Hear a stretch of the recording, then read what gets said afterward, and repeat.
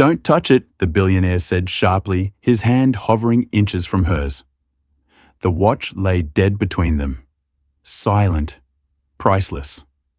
Around the table, men who moved billions sat frozen, watching a waitress steady her breath while holding a legacy no money could replace. She could already see the flaw, something they couldn't. Something he didn't know she knew. A toothpick rested between her fingers. One wrong move and she would shatter more than a watch.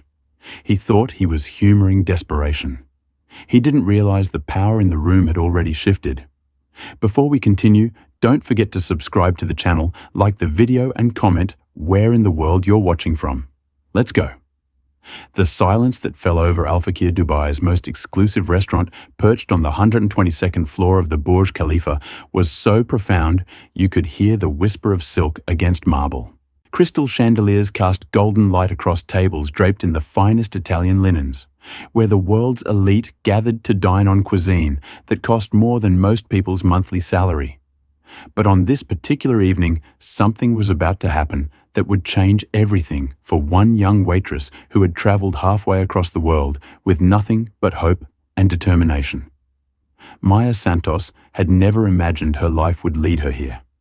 At 23 years old, she was one of thousands of Filipino workers who had come to Dubai, seeking opportunity, sending money home to support her mother and two younger siblings in Manila.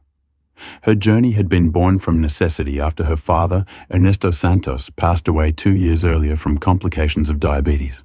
Ernesto had been a watchmaker, a skilled craftsman who operated a tiny repair shop in the Quiapo district, where he fixed everything from cheap digital watches to vintage timepieces with the patience and precision of a surgeon.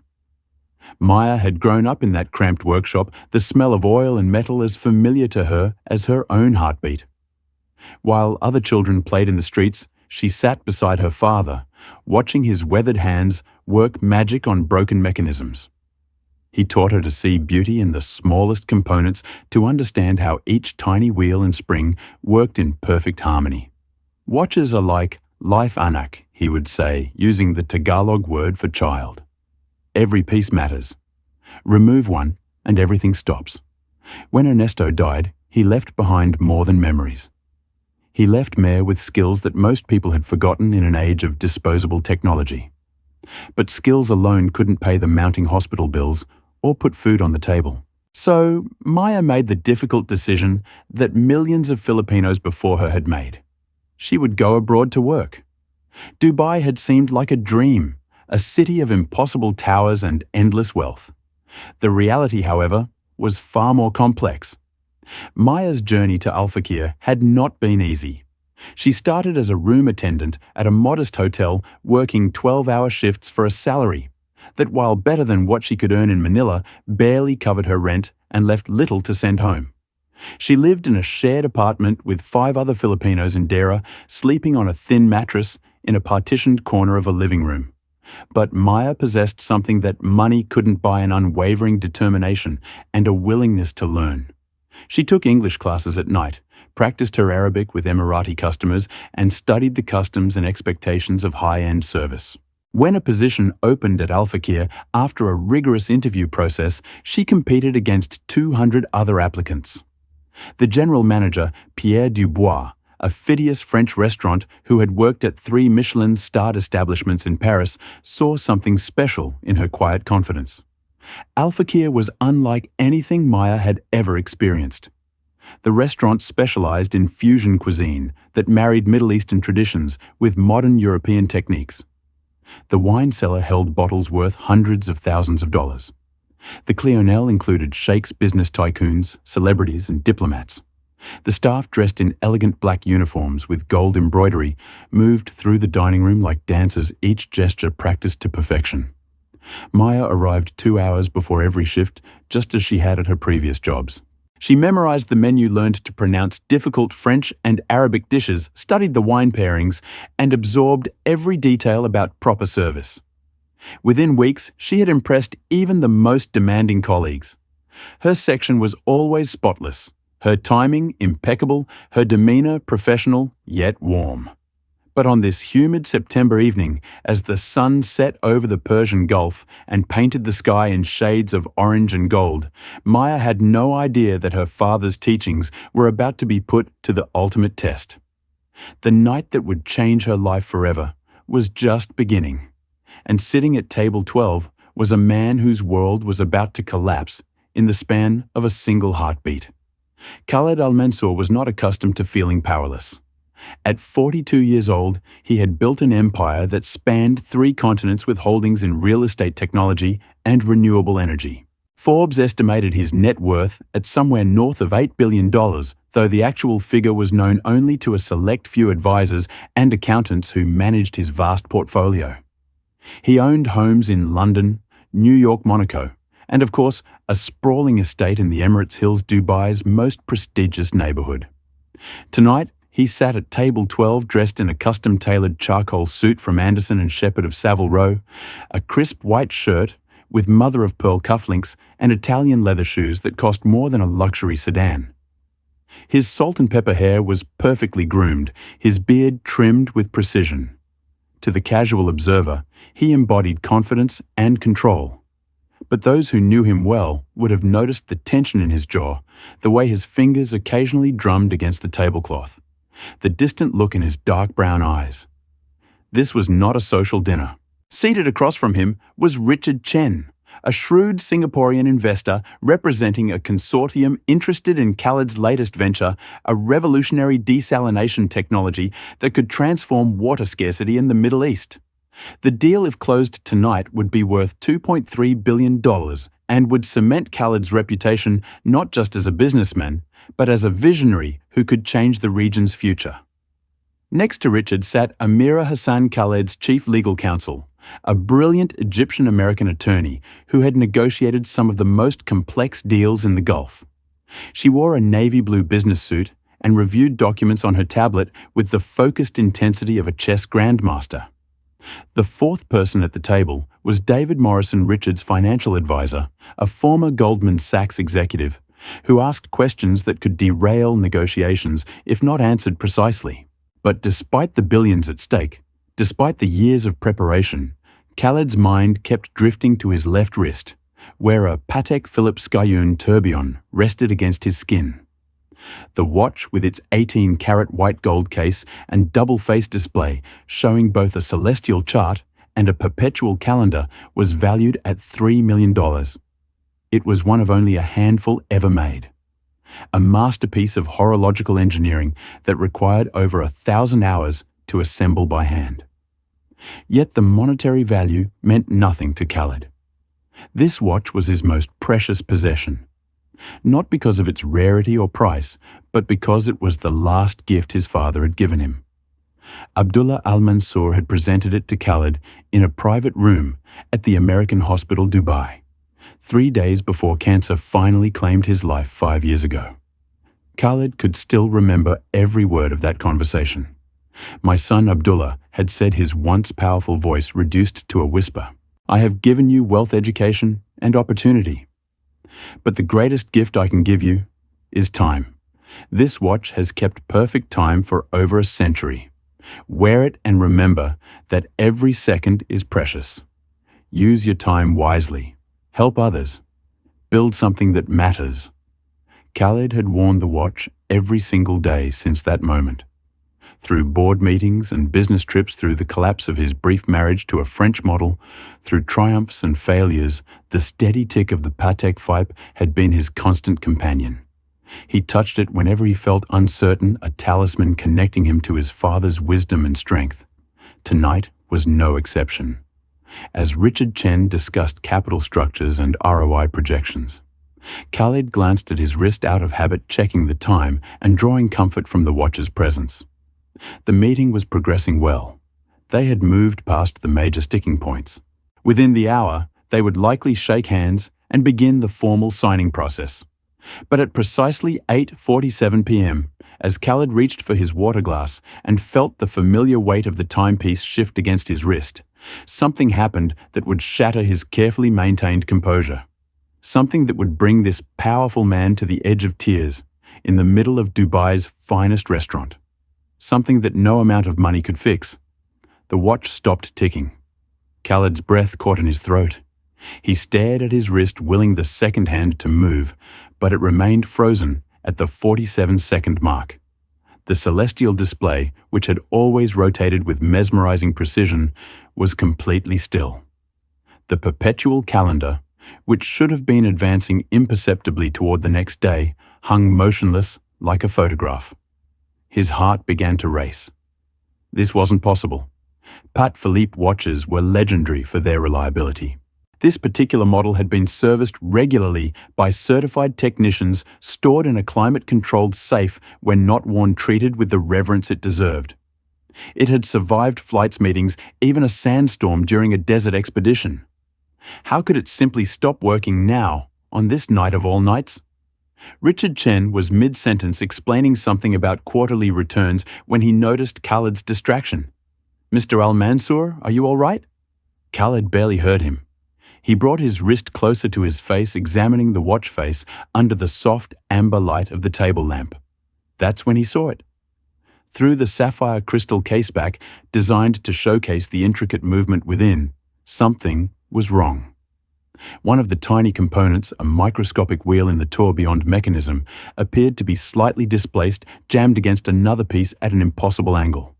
His mouth went dry. This wasn't just a battery issue or a simple malfunction. Something inside the movement had shifted, and the delicate machinery that his father had entrusted to him was damaged. The watch that had kept perfect time through his father's final days, through the funeral, through every important moment of the past 5 years, was broken. Khaled. Amamira's voice cut through his spiraling thoughts. She had known him for over a decade and could read his expressions better than most. "What's wrong?" He looked up, and for a moment the billionaire businessman vanished, replaced by a man who looked utterly lost. "It stopped," he said quietly, his voice barely above a whisper. "My father's watch. It just stopped." Amir's eyes widened in understanding. She knew what that watch meant to him. David Morrison shifted uncomfortably, clearly unsure how a stopped watch could cause such visible distress in a man negotiating a multi-billion-dollar deal. Richard Chen, more culturally attuned to the significance of family heirlooms and sentimental objects, remained respectfully silent. Khaled carefully unfastened the watch from his wrist, his hands trembling slightly as he held it up to examine it more closely. The weight of it felt different now, lifeless, like holding something that had died. He could see the jammed component more clearly now.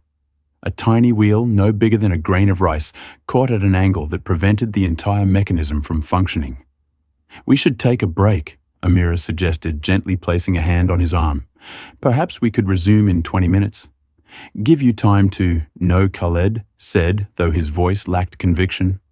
"We're so close to finalizing everything. I can't let this derail the meeting."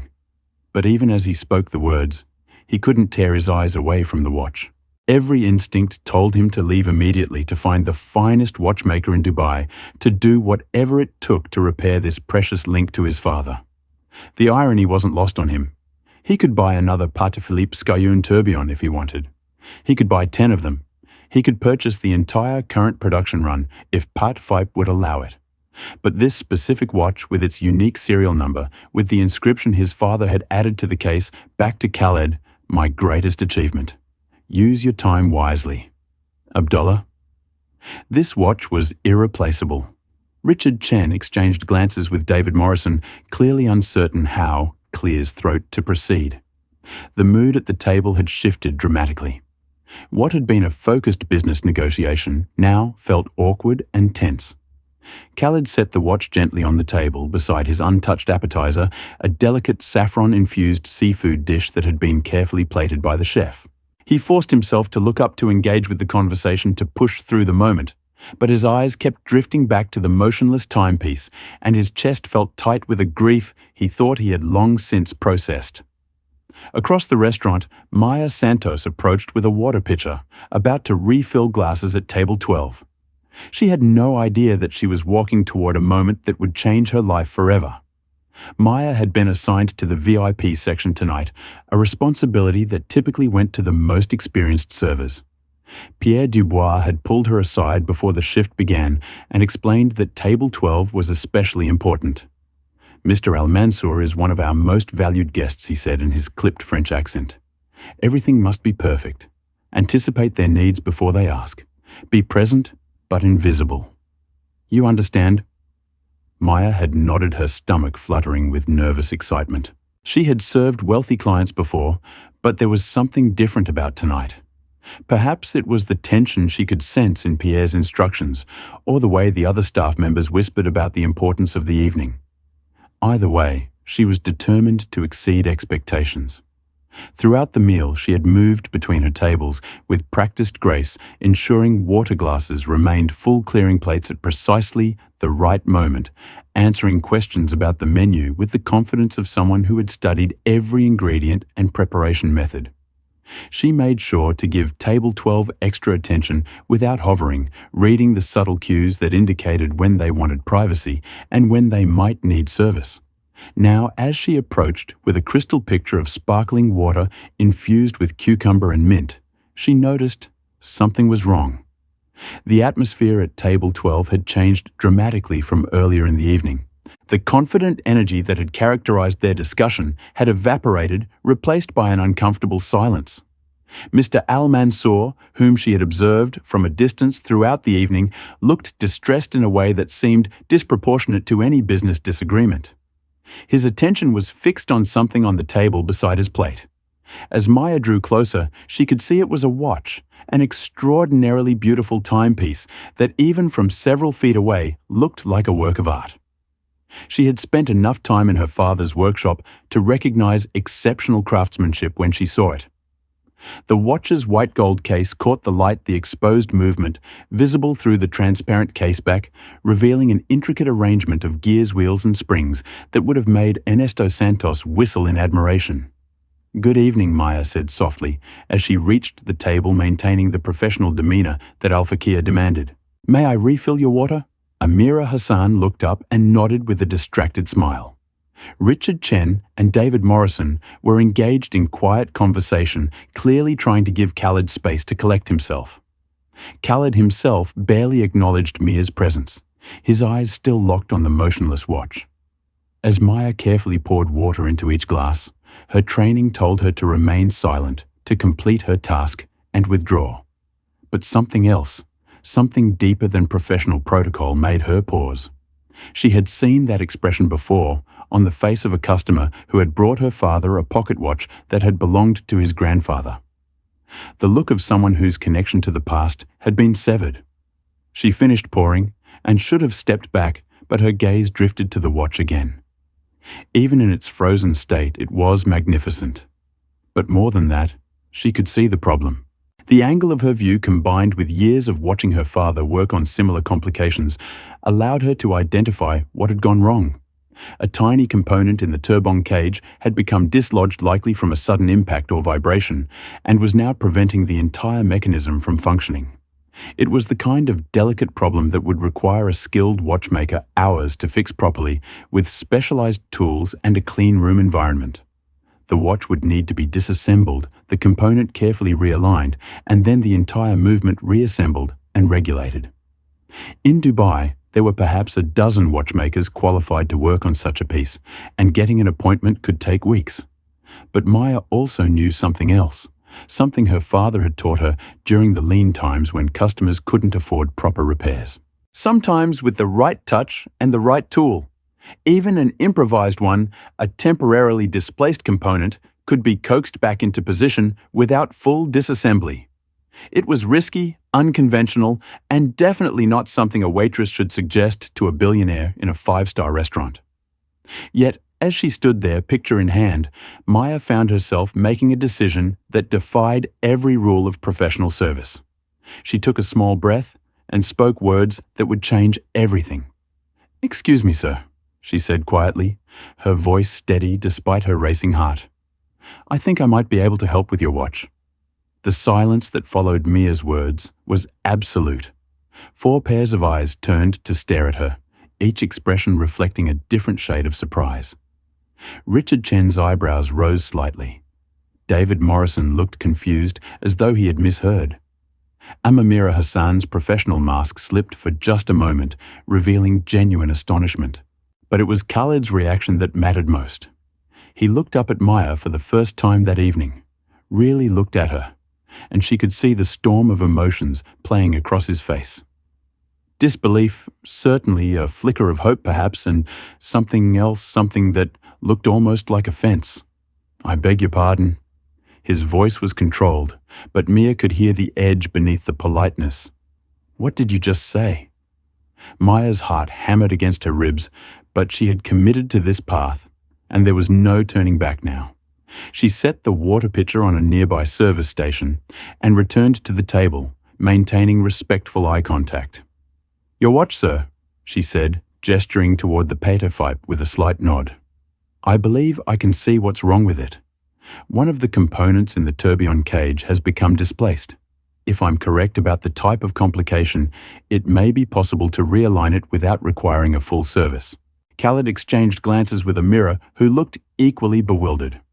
"You're a waitress," he said, and though his tone wasn't unkind, the implication was clear. What could a waitress possibly know about a $3 million watch? "Yes, sir, I am," Mia replied, keeping her voice steady and respectful. "But before I came to Dubai, before I worked in restaurants, I grew up in my father's watch repair shop in Manila." Ernesto Santos was his name. He worked on timepieces for 40 years. Everything from simple quartz watches to complicated mechanical pieces, vintage Omegas, Rolexes, Patek Philippes. He taught me from the time I could hold a screwdriver. The table had gone quiet again, but this time the silence felt different. David Morrison leaned forward slightly, his skepticism giving way to curiosity. Richard Chen's expression had softened into something approaching interest. "Oh, you're telling me," Khalid said slowly, "that you, a waitress at this restaurant, know how to repair complicated watch movements?" "I'm not claiming to be a master watchmaker, sir," Mia said honestly. "I never completed formal training, but my father taught me to see movements the way he did to understand how the pieces interact to recognize when something is out of alignment. I've helped him repair tourbillon complications before. If you'll permit me to examine it more closely, I can tell you for certain whether I can help or if you'll need to take it to a professional workshop." Amira spoke up for the first time. "Mr. Al-Mansour, I don't think." "How long would it take?" Khaled interrupted, his eyes never leaving Mia's face. "If you can fix it, how long?" Maya considered the question carefully. "If it's what I think it is, and if the realignment works, perhaps 45 seconds to a minute. But sir, I need to be completely honest with you. There's a risk. If I attempt this and make an error, I could cause additional damage. The proper course of action would be to take it to a certified PC Philippe service center. They have the proper tools, the proper environment, the expertise. They also have a 6-week waiting list minimum." Khaled said quietly. "I called last month about a routine service." He looked down at the watch, then back at Mia. His jaw worked silently for a moment, as though wrestling with a decision. "This watch was my father's final gift to me. He died 5 years ago. I have worn it every single day since." Understanding passed between them in that moment, a recognition of shared loss and the objects that connect us to those we've loved. Maya thought of her own father, of the simple Seiko he had worn until the day he died, now resting in a small box beside her bed in the apartment she shared with 5 other workers. "I understand, sir," she said softly. "I lost my father 2 years ago. The only thing I have left of him is his knowledge and the skills he taught me. If you'll trust me, I promise I will treat your watch as if it were his." Khaled stared at her for a long moment. Then slowly, he picked up the Patek Philippe and held it out to her. Maya accepted the watch with both hands, cradling it as though it were made of butterfly wings rather than white gold and sapphire crystal. The weight of it surprised her. Not the physical weight, though, at nearly a pound it was substantial, but the emotional weight of the trust Khaled had just placed in her hands. She could feel every eye in the vicinity watching her, not just those at table 12, but other diners who had noticed the unusual interaction between a waitress and one of Dubai's most prominent businessmen. "I need good light," she said, her voice calm, despite the adrenaline coursing through her veins. "And I need one more thing, may I?" She gestured toward the small vase of flowers at the center of the table, where cocktail garnish picks rested alongside decorative elements. Khaled nodded, not trusting himself to speak. His hands gripped the edge of the table knuckles, white with tension. Maya carefully removed one of the wooden toothpicks from the arrangement, examining its tip to ensure it was smooth and free of splinters. It wasn't the proper tool, not even close, but it would have to do. Her father had once told her that a good watchmaker could work with whatever was available. "Tools don't make the craftsman a knack," he would say. "Knowledge and steady hands make the craftsman. Tools just make the work easier." She positioned herself to take advantage of the overhead light, tilting the watch so the transparent caseback was fully visible. The others at the table leaned in, unconsciously drawn by the drama of the moment. Even Richard Chen, who had been checking his phone moments earlier, was now completely focused on the young woman holding a $3 million timepiece. Through the crystal, Mia could see the problem clearly now. The tourbillon cage, a rotating platform designed to counteract the effects of gravity on the watch's precision, contained a tiny escape wheel that had been knocked slightly out of alignment. It was caught against the side of the cage at an angle that prevented the entire mechanism from rotating. The rest of the movement appeared undamaged. The mainspring was still wound, the gear train intact, everything waiting for that one small correction to restore function. "I can see it," she murmured, more to herself than to the others. "The escape wheel is displaced. It needs to move approximately to the left to clear the cage wall. Can you do it?" Khaled's voice was strained, hopeful, terrified. "Yes," Maya said with quiet confidence, then channeling every lesson her father had ever taught her, she went to work. The key was gentleness. Too much pressure, and she could snap the delicate wheel, entirely destroying not just the tourbillon, but potentially damaging adjacent components. Too little pressure, and nothing would move. She needed to find the exact middle ground, the sweet spot where metal would yield, without breaking. Maya inserted the tip of the toothpick through a small gap between the case and the movement, approaching the displaced wheel from an angle that would allow her to apply lateral pressure. Her hands, steadied by years of practice and muscle memory, remained perfectly still as she made micro-adjustments to the angle of approach. The restaurant around them seemed to fade away. There was no five-star dining room, no billion-dollar deal hanging in the balance, no career risk or potential catastrophe. There was only the movement, the wheel, and the delicate dance between problem and solution. She applied pressure slowly, carefully. The toothpick flexed slightly, but held. The wheel didn't budge. A bead of sweat formed on Mia's forehead, despite the restaurant's perfect climate control. She adjusted her angle by perhaps 2 degrees and tried again. Still nothing. "Is it working?" Amira whispered. Maya didn't answer, too focused to spare the attention. She withdrew the toothpick, examined the wheel from a different angle, and noticed something she had missed before. The wheel wasn't just displaced laterally. It had also lifted slightly, catching on the upper edge of the cage. She would need to push down while simultaneously nudging it to the left. It was the kind of two-directional correction that would normally require specialized tools and a bracing mechanism. With a toothpick in the middle of a restaurant, it seemed nearly impossible. Nearly impossible, Maya thought, hearing her father's voice in her mind, is just another word for difficult. She took a breath, positioned the toothpick at a compound angle, and applied pressure to both vectors simultaneously. For a moment, nothing happened. The wheel remained stubbornly frozen in place, caught between the cage wall and its proper position. Mia's hand trembled with the sustained pressure, the toothpick bending slightly under the force she was applying. She could feel the wood beginning to compress, knowing she had perhaps 3 more seconds before it would either splinter or slip. Then, so subtly that she almost missed it, she felt something give, not a dramatic shift, but the tiniest movement, like ice beginning to crack under pressure.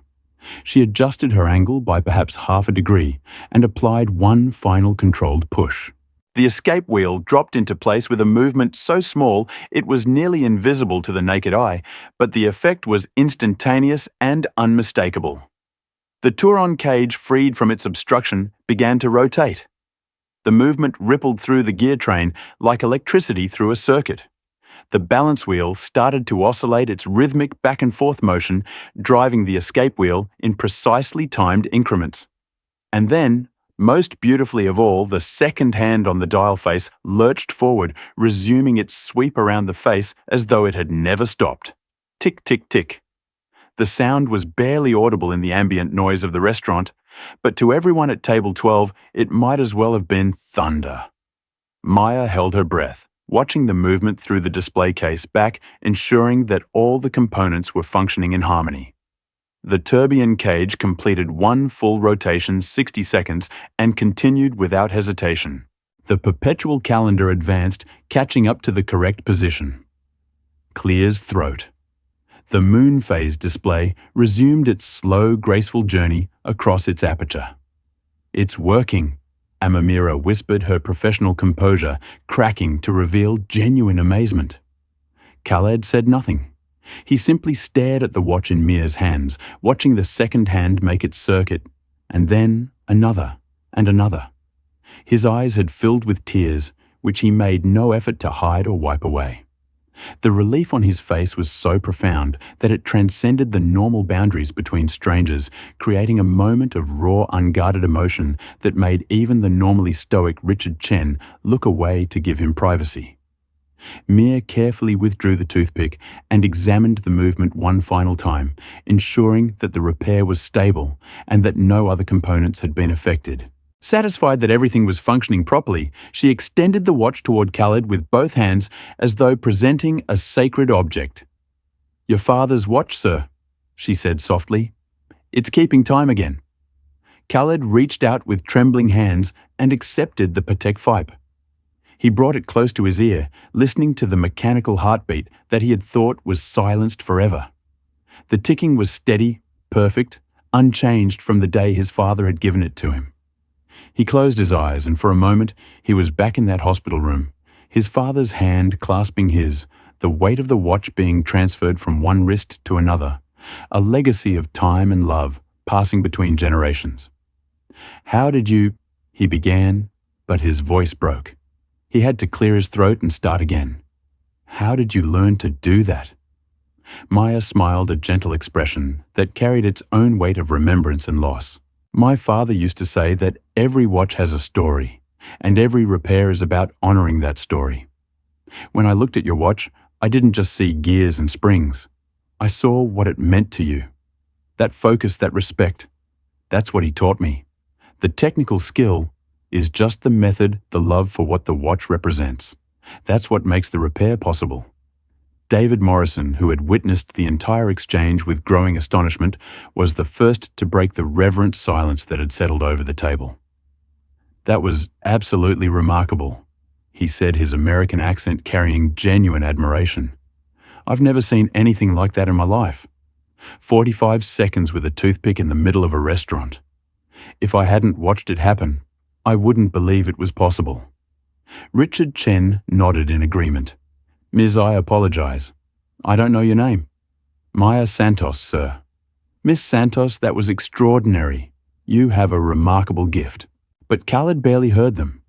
He was fastening the watch back onto his wrist, feeling its familiar weight settle into place, listening to the tick that told him time was moving forward again, that his connection to his father remained unbroken, that some things, when broken, could indeed be made whole again.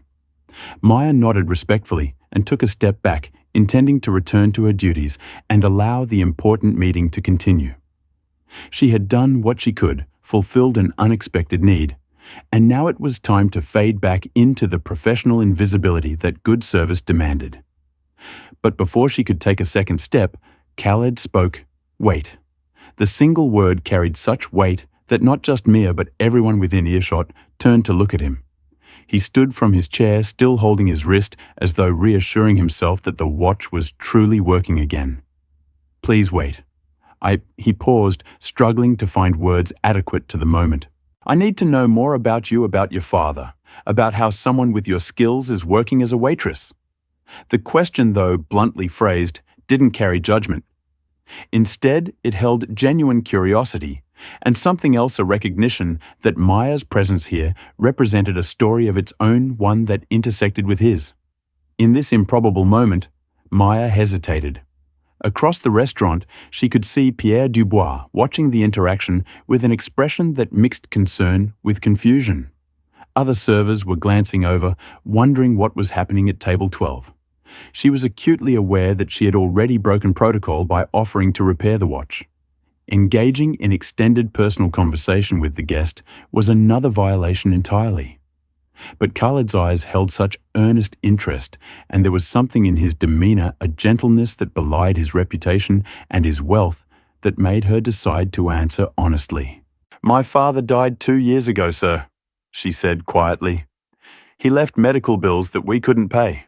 My mother still lives in Manila with my 2 younger siblings. The money I earn here, I send most of it home. I'm working to become a master watchmaker someday to honor his legacy.